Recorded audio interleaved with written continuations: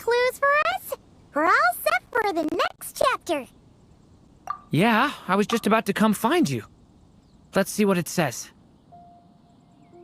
Now sprout to life the story's seeds, stirred by wind-borne melodies. Then on that breeze the music leaves, fading into distant memories. Seek the place where wind and tale entwine, and once there, make 3 riddles into verse, and 3 melodies into song. For in poetry and song will this story start to blossom. Come on! Another riddle? All that talk about wind and melodies? What do you think the answer could be? Oh! Care to elaborate? Wind? Music? Poetry? Tone-deaf bards gotta know the answer. You mean Lord Barbados?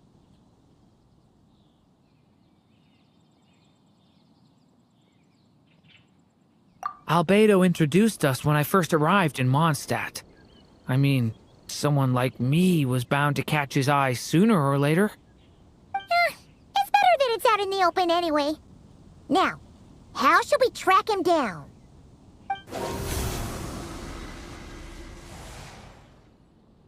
I'm pretty sure he's already caught wind of what's going on here. Why don't we just see where the wind takes us? Right. He definitely makes it easy to forget he's a real god sometimes.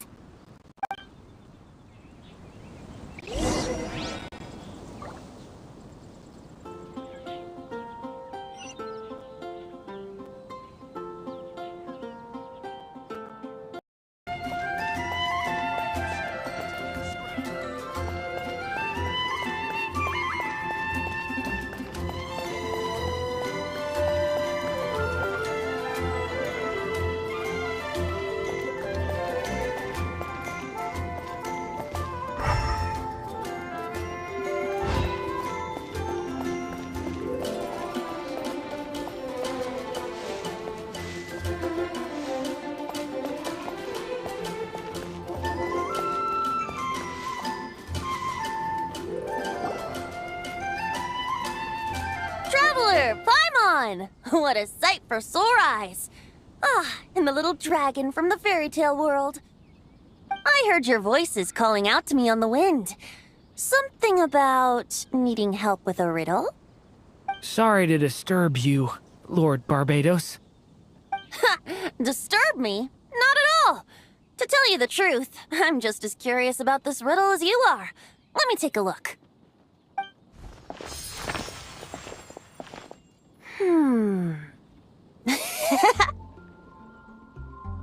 What is it? Did you figure out the answer? 3 riddles and 3 melodies. That sure takes me back. The answer you seek lies hidden in memory. Looks like running to Tone-Deaf Bard was the right call after all. Long ago, those mages came to Mondstadt, seeking to test their strength against mine. But I replied, let us make music, not war, and resolve our conflicts through song. So I strummed my lyre and sang them this verse. O wind, welcome now, my guests. Pass through verdant leaves unseen, where shape your formless self may take, and offer up a graceful scene, a fleeting gift for welcome's sake.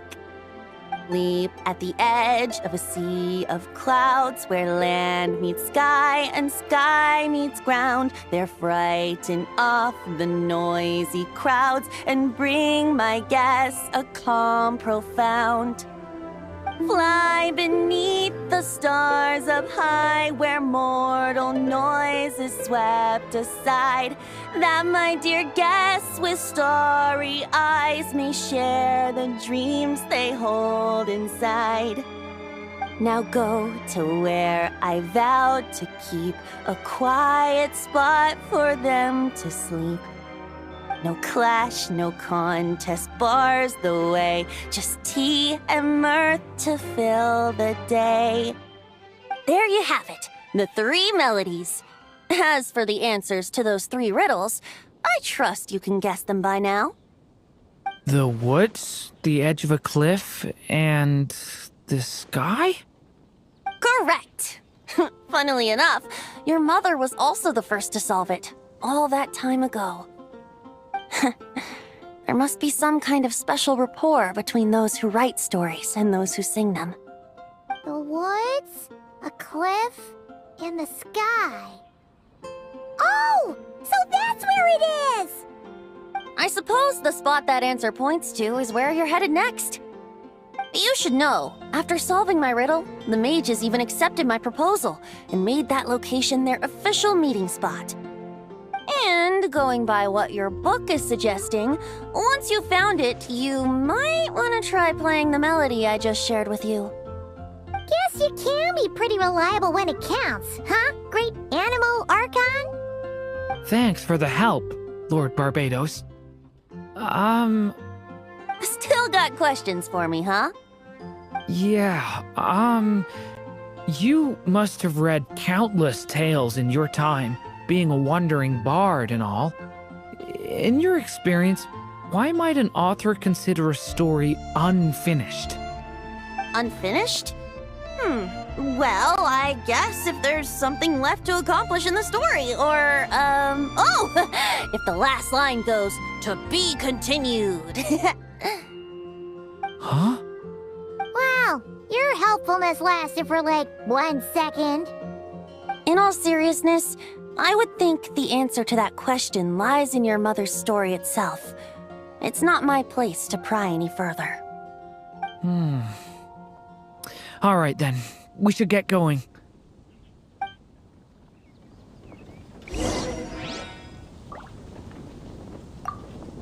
I wonder when their next meeting will be.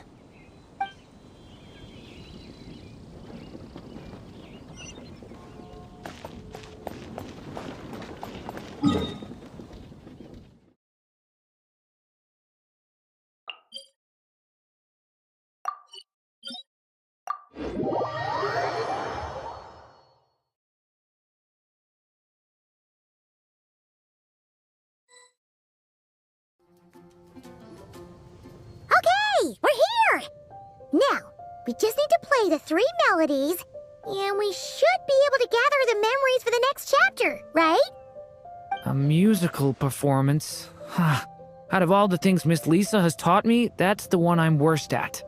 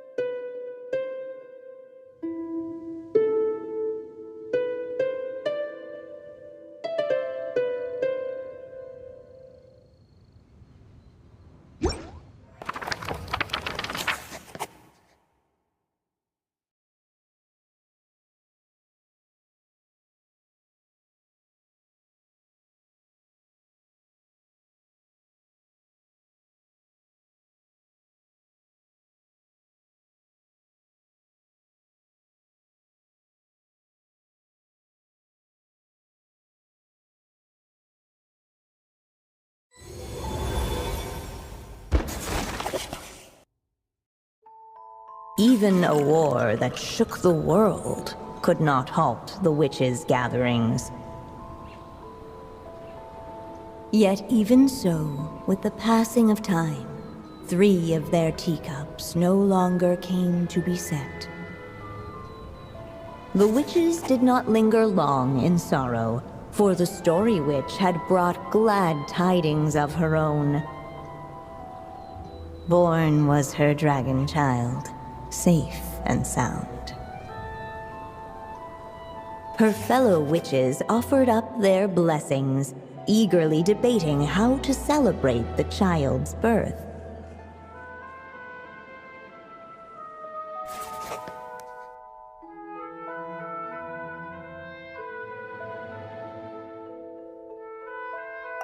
In the end, they settled on the sweetest candy they could find. After all, what could be sweeter than the arrival of new life? And so, the witches' gathering turned into a birthday celebration.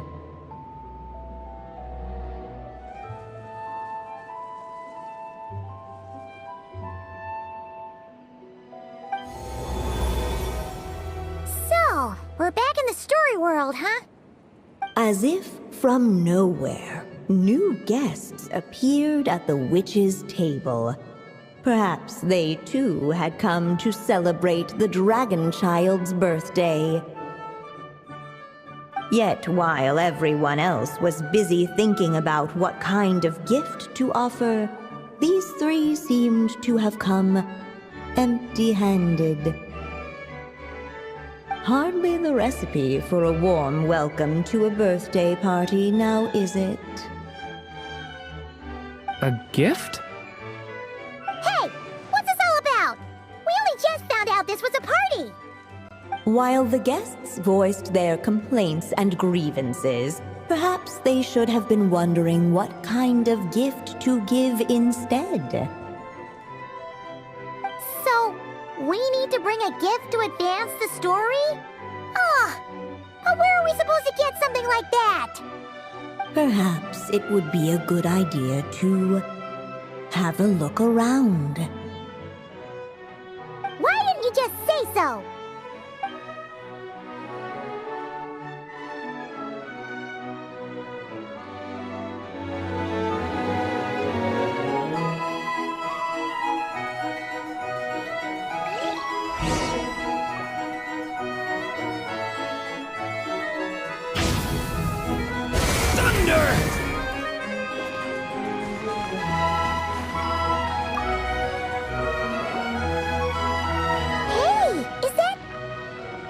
Other Durin?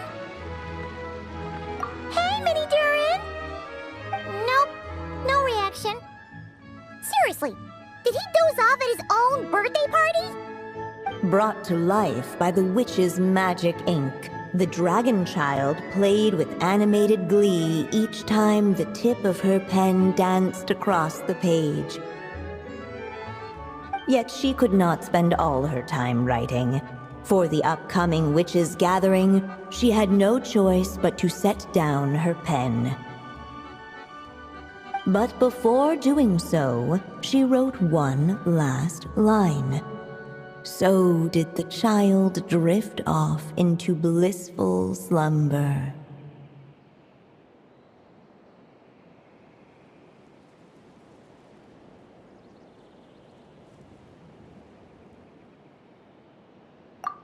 That's a bit convenient.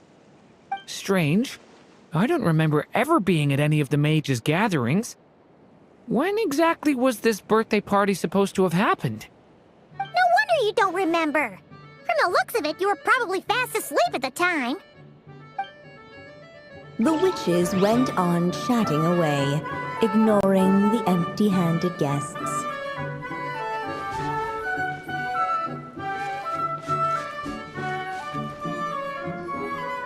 Hey, could we use these as gifts, maybe?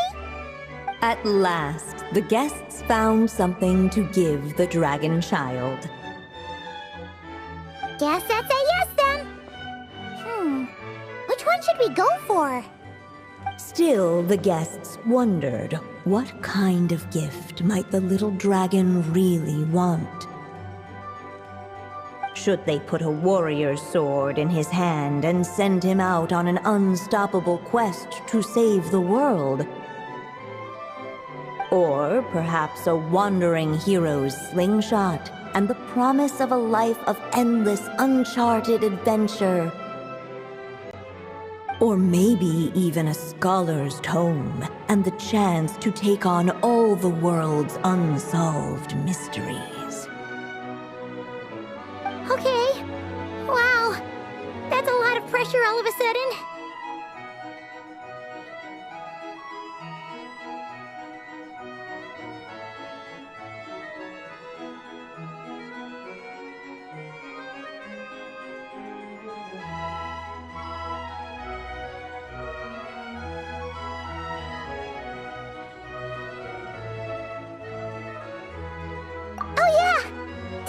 We're actually picking a gift for you, so which one would you prefer?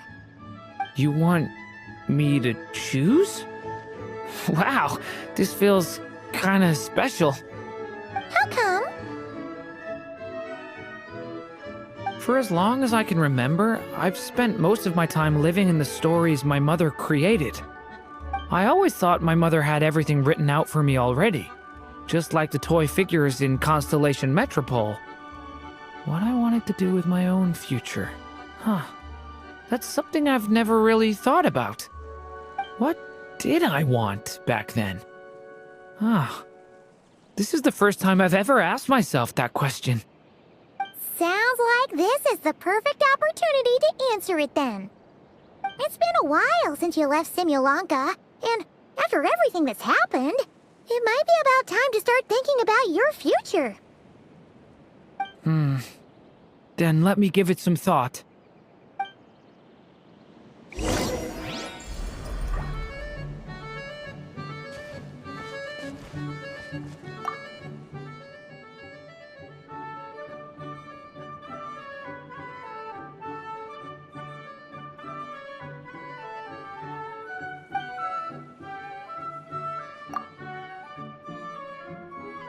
In the end, the guests settled on the warrior's sword. So, your dream is to become a warrior? I just really want to be able to keep people safe. If my time in Nodcry taught me anything, it's that a lot of problems in this world can only be settled by strength of arms.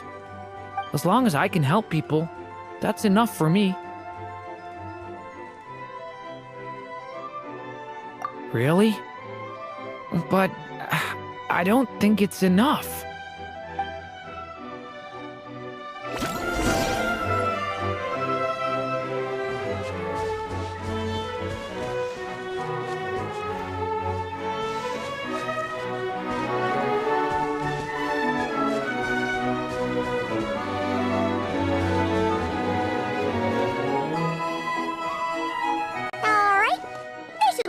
Now that we've got a gift, right? Hello there. Brought a gift this time? The newly arrived guest presented his gift, wishing the little dragon a future as an indomitable warrior. Accepting the guest's blessing, the story witch invited him and his friends to take their place around the table. Finally, she could introduce them all to her dragon child, telling all in attendance about the moment of his hatching, and of course, the name he'd been given. It was then that the seer witch, diviner of the stars, withdrew her gaze from the heavens and turned a sorrowful glance upon the little dragon. You gave him the same name as that evil dragon? That's right. But the life I intend for him shall be very different. What folly, to love so blindly. For as you must know, a name is the mirror of destiny itself. He who bears an evil dragon's name must also inherit the fate of its previous owner. His fate has been foretold. Then I'll rewrite it. The witches at the table fell silent, for they knew the seer witch's words had never once proven wrong. Yet, just as clearly, they recognized the story witch's resolve, for there is scarce a force in this world more fearsome than a mother's love. At last, the merry witch stepped forward, dispelling the uneasy silence. So be it. Then we'll all lend a hand. Together, we shall rewrite this child's fate. You mean to defy one of the fundamental rules of this world? I refuse to be shackled by such rules. Besides, this is a witches' gathering, is it not? What could be more fitting a subject for this occasion than to defy them? Oh? Sounds like an interesting experiment. I suppose, were we to succeed in this endeavor, we might bring a touch of wonder to this otherwise dreary sky of stars. The merry witch finally talked them all round, just like she had done many times before. Warm and strong as the sun she was, so much so, in fact, that those who her light shined down upon had no choice but to bask in it.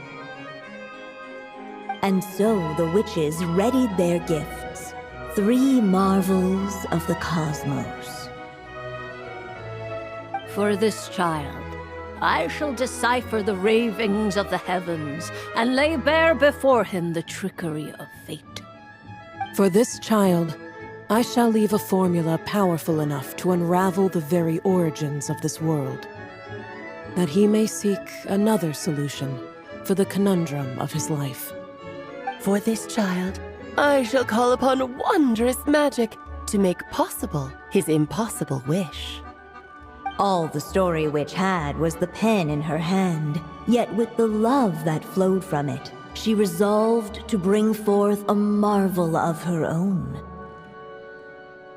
For this child, I shall leave behind the last story I will ever write, and with it, a path to an ending yet untold. With the witch's blessings given and received, the little dragon's fate at last began to turn. In the midst of the dragon child's birthday celebration, the seer witch proclaimed her prophecy. The child had been given the evil dragon's name, and with it, the burden of its fate. But hearing this, the story witch vowed to rewrite it all, for such was her love and resolve. And so the other witches offered their gifts in turn, marvels as rare as any in the cosmos. Together, they sought to test one of the fundamental laws of this world, in part to support a mother's love, and in part to sate their own curiosity. Oh, and I almost forgot. Our new guests came bearing blessings of their own. Who knows? Perhaps this extra bit of courage might be all the little dragon needs to change his fate.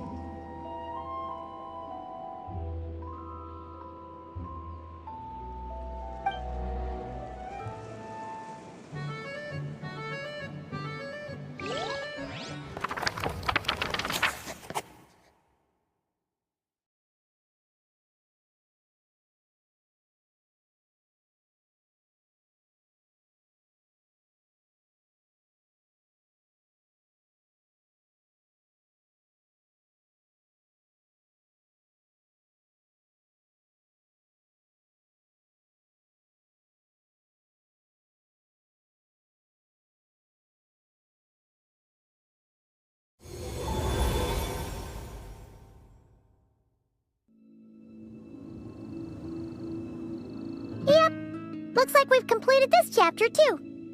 Those witches in the story were the mages of the Hexen Circle, right? They sure seem to care a lot about you, Durin. But, kinda had trouble following their conversation. Just a bunch of mystery as usual. The evil dragon's fate. Oh, is that what you're worried about? But didn't we already take care of that?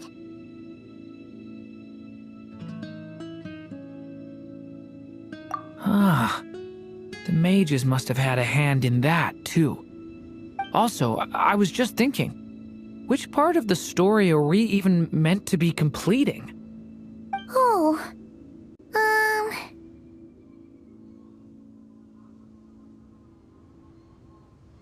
It feels less like we're filling in the gaps and more like we're adding something new altogether. But we use the ink, right? And the book hasn't given us any more clues, so that must mean our task is complete. At least for now. Yeah, I guess we're doing something right.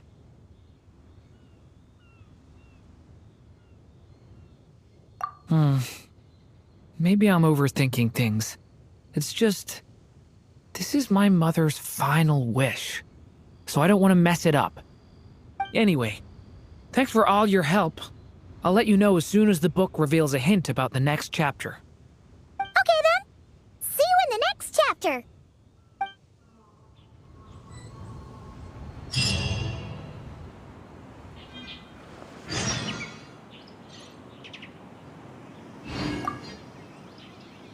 I think I'm gonna stick around, take my time reading through this book. If you feel like jumping back into the story, just come find me.